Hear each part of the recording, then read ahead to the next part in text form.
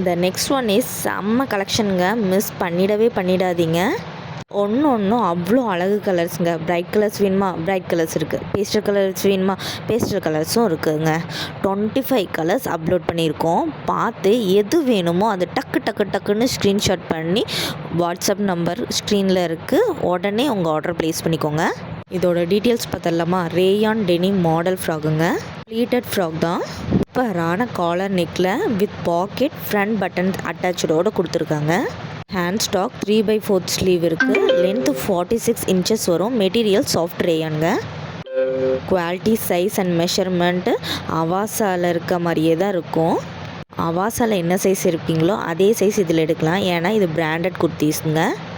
Branded kurtis தான், don't worry.